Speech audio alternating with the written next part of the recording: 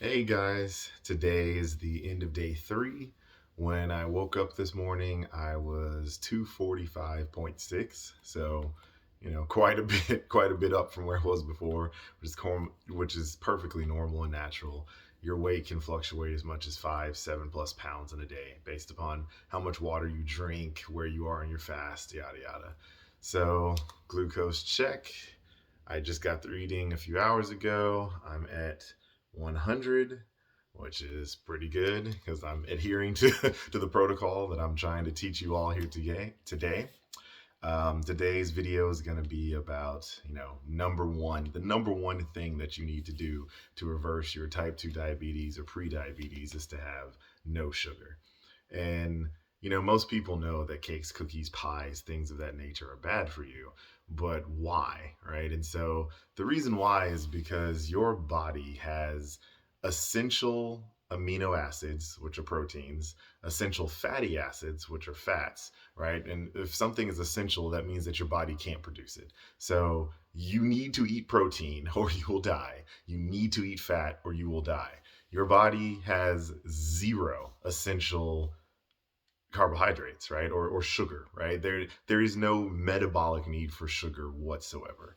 And so when you have pre-diabetes or type 2 diabetes, it's because you've had too much sugar and carbs in the past. And so that's what leads to getting insulin resistance, which ultimately leads to pre-diabetes and diabetes. And so every time you eat any amount of carbohydrates, it's going to spike your insulin. So the number one thing to do is to simply avoid sugar, right? And if you do that, you're halfway there. There's more to the story, and I'll go into more details later. But the number one thing to do is to just cut out all sugar that you possibly can. One of the biggest sources of hidden sugar is fruit, surprisingly, right? So there are some fruits that are better than others. Berries in general are pretty good. So you can have strawberries, raspberries, blueberries, anything in the berry family, you're pretty much good to have. Don't go crazy with it. Maybe limit yourself to like half a cup or a cup a day if that's what you enjoy. I love frozen blueberries. I eat them all the time. But you really want to avoid like grapes and bananas and melons. I mean, when I first got diagnosed, I my blood sugar would go through the roof.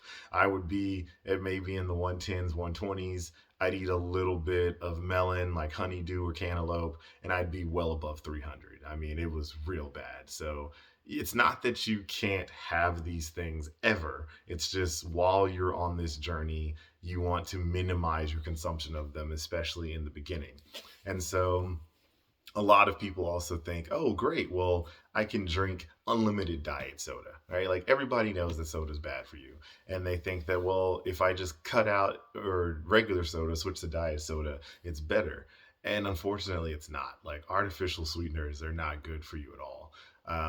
I will go into more detail later about what sweeteners you can have and which ones are not going to harm you. But in general, stay away from the Diet Cokes and any of the diet drinks. It basically messes with your gut microbiome. And so what it does is those chemicals in Splenda and Equal and these artificial sugars like that, they can ruin your microgut biome over time and actually lead to making you even more insulin resistant, like crazy enough, right? So you really want to take your first step in reversing your pre-diabetes or your type 2 diabetes is to just stop all sugar, stop consuming all sugar. And the next video that I do, I'll go into details on exactly how to do it and how I avoid sugar in my daily life. And the great thing is that health is a spectrum, right? There's full healthy and then there's full unhealthy, and there's a huge gray area in between. The further you go and the further you tip towards healthy, you can allow yourself more freedoms. You can have a cheat meal here and there, and you can have maybe even a cheat day on occasion, right? But in the beginning, you want to be as diligent as possible. You want to spend at least your first 3 to 6+ months just avoiding sugar completely. So that's what I have for you guys today. Together, we're going to slay the diabetes dragon. Like and subscribe, and I'll see you guys tomorrow.